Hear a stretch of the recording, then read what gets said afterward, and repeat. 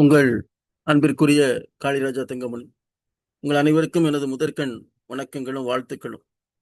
ஆசிரியர்கள் YouTube channel மூலமாக உங்களோடு நான் பேசப்போகிற விஷயம் என்னவென்றால், இப்போது நடக்க இருக்கின்ற தமிழ்நாடு சட்டசபை தேர்தலிலே தமிழ்நாட்டை ஆண்டு கொண்டிருக்கின்ற திராவிட முன்னேற்றக் கழகத்தினுடைய இந்த கட்சியினுடைய ஆட்சி எவ்வளவு மோசமான ஒரு ஆட்சியாக இருக்கிறது என்பதற்கு ஒரு எடுத்துக்காட்டாகத்தான் இந்த சம்பவம் நடந்திருக்கிறது.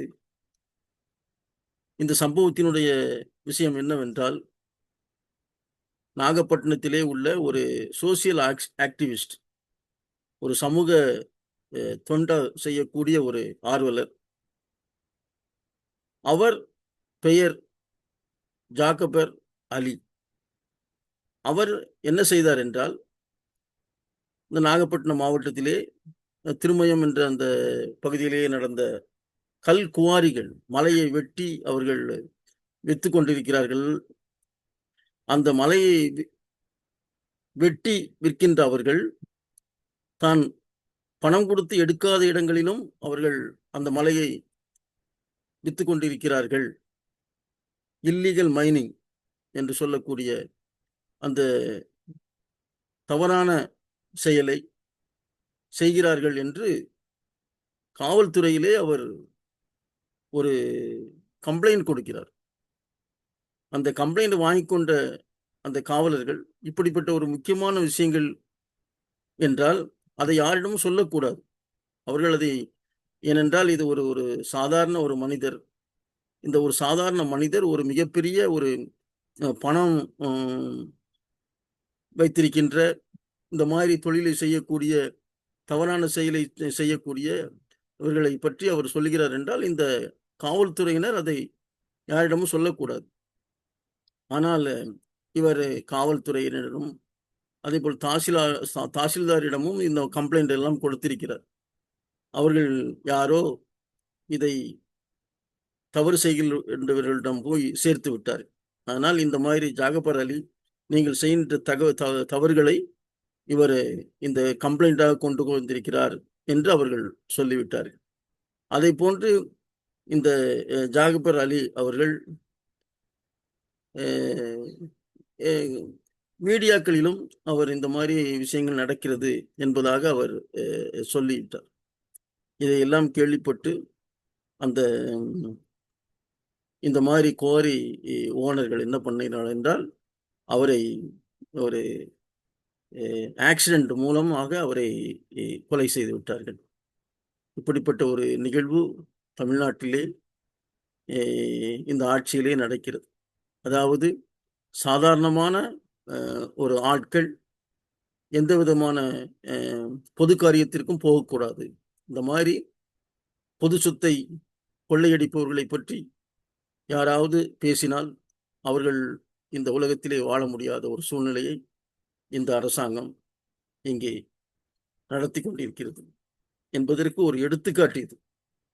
எத்தனையோ விஷயங்கள் இங்கே நடந்துவிட்டன. ஆம்ஸ்டாங் அவர்களுடைய கொலை முதல் கொண்டு திருநெல்வேலியினுடைய காங்கிரஸ் கட்சியினுடைய தலைவர், மாவட்ட தலைவருடைய கொலை வரைக்கும் எத்தனையோ நிகழ்வுகள் இங்கே நடந்துவிட்டது.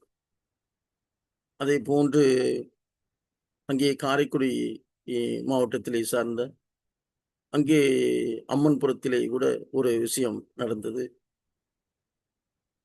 இந்த மாதிரி தவறுகள், தவறான ஒரு முறையிலே இந்த மக்களை பழிவாங்கக்கூடிய ஒரு செயல் இந்த நாட்டிலே நடந்து கொண்டிருக்கிறது.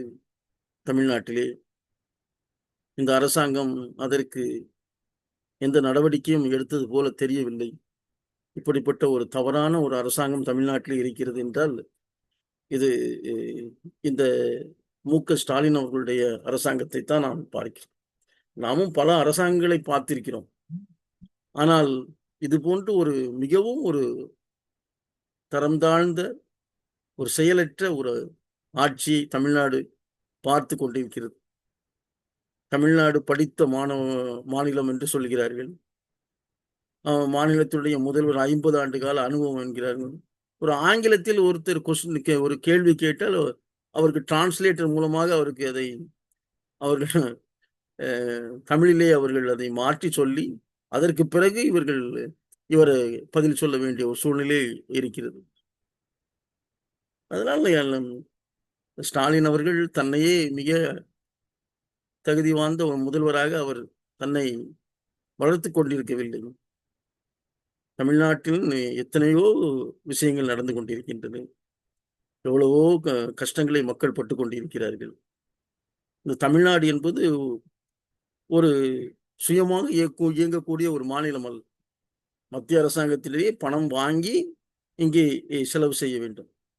அப்படிப்பட்ட ஒரு நிலையில் இருக்கின்ற தமிழ்நாடு மத்திய டெல்லி அரசாங்கத்தினுடைய திட்டக்குழுவிலே 3 ஆண்டுகளாக இவர்கள் அங்கே கலந்து கொள்ளவில்லை. அமைச்சர்கள் கலந்து கொள்ளவில்லை. இந்த திட்டக்குழு என்பது ஒரு முக்கியமான ஒரு மீட்டிங். அந்த மீட்டிங்கில் கூட இவர்கள் கலந்து கொள்ள ஒரு முடியாத, விரும்பாத ஒரு ஆட்சி தமிழகத்திலே நடக்கிறது என்றால் அது இந்த மு.க. ஸ்டாலின் அவர்களுடைய ஒரு தரம் தாழ்ந்த ஆட்சியாகத்தான் இருக்க வேண்டும். எவ்வளவு வருத்தமான விஷயம். அங்கே போய் டெல்லியிலே போய் இவ்வளவு நாங்கள் திட்டங்கள் செயல்படுத்துகிறோம், நீங்கள் எங்களுக்கு இன்னும் அதிகமாக பணம் தாருங்கள் என்று அவர்களிடம் கேட்க வேண்டும். ஏனென்றால் டெல்லியினுடைய சர்க்கார் தான் இந்தியாவினுடைய சர்க்கார்.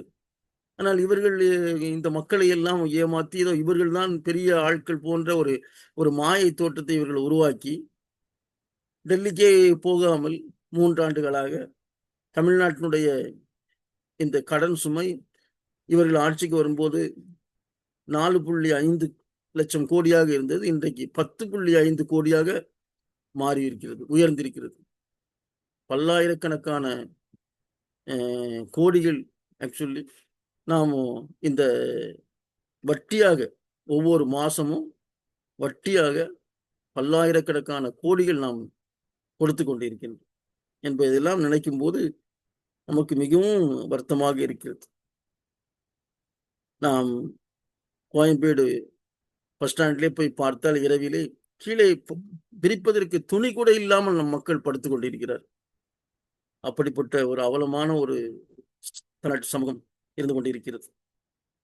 மெட்ராஸிலே ஒரு சில இடங்களிலே உள்ளே சின்ன சின்ன தெருக்களிலே போய் பார்த்தால் மக்களுடைய அவர்கள் வாழ்கின்ற நிலையை பார்க்கும் போதே நமக்கே கஷ்டமாக இருக்கிறது. ஒரு சரியான ஒரு காற்றோட்டமோ இல்லைன்னா ஒரு ஒரு சூரிய ஒளி வரக்கூ இன்றைக்கு இளைஞர்கள் எல்லாம் விஜய் நோக்கி அவர்கள் சென்று கொண்டிருக்கிறார்கள். இந்த இளைஞர்கள் மிகப்பெரிய ஒரு படையாக தமிழகத்திலே ஒரு பெரிய ஒரு மாற்றத்தை கொண்டு வரக்கூடிய ஒரு சூழ்நிலையை அவர்கள் உருவாக்க வேண்டும். இளைஞர்கள் தொடர்ந்து கடுமையாக பணியாற்றி வருகின்ற நாட்களிலே இப்போது இருக்கின்ற இந்த திமுக ஆட்சியை அவர்கள் முடிவுக்கு கொண்டு வந்து விஜயனுடைய தலைமையிலே ஒரு நல்ல ஆட்சியை கொண்டு வர வேண்டும் என்பதுதான் என்னுடைய விருப்பம். இளைஞர்கள் அதற்கு கடுமையாக உழைக்க வேண்டும். இளைஞர்களுடைய கையிலே நாம் இந்த நாட்டை கொடுத்து ஒரு புதிய ஒரு மாற்றத்தை நாம் உருவாக்க வேண்டும். அதற்கான சூழ்நிலை எல்லாம் இருக்கிறது. ஆனால் இளைஞர்களுடைய ஒரு ஆற்றல் இங்கே நமக்கு மிக அதிகமாக தேவைப்படுகிறது. அவர்களும் வந்து கொண்டிருக்கிறார்கள். அதை நாம் காலம்தான் சொல்ல வேண்டும். அதற்காக நாம் தொடர்ந்து உழைப்போம். இப்போது இருக்கின்ற ஒரு திறனற்ற ஆட்சியை நாம் முடிவு கொண்டு வந்து தமிழர்கள் எல்லாம் ஒரு மகிழ்ச்சியாக வாழக்கூடிய அனைத்து மக்களும் ஒரு பேசிக் ஆன தேவைகளை அவர்கள் நிறைவேற்றக்கூடிய ஒரு சூழ்நிலையை உருவாக்கக்கூடிய ஒரு ஆட்சியாக நாம் கொண்டு வர வேண்டும். ரோட்டிலே நாம் பார்க்கும்போது நிறைய பேர்கள் அவர்கள் பிச்சை எடுத்துக் கொண்டு இருப்பதையும், அனைவருக்கும் ஒரு ஓட்டு, ஆனால் இந்த மக்கள் எல்லாம் இவ்வளவு கஷ்டப்பட்டு கொண்டிருக்கிறார்கள். எப்படி இந்த சூழ்நிலை வந்தது என்பதை எல்லாம் எண்ணும்போது மிக்க வருத்தமாக இருக்கிறது. ஆதலால் இந்த இப்போதைய இந்த திமுக ஆட்சியை, திறனற்ற ஆட்சியை நாம் முடிவு கொண்டு வந்து ஒரு நல்ல ஆட்சியை நாம் உருவாக்க வேண்டும். அதற்காக இளைஞர்கள் எல்லாம் நீங்கள் கடுமையாக உழைக்க வேண்டும் என்று கேட்டு விடைபெறுகிறேன். நன்றி, வணக்கம்.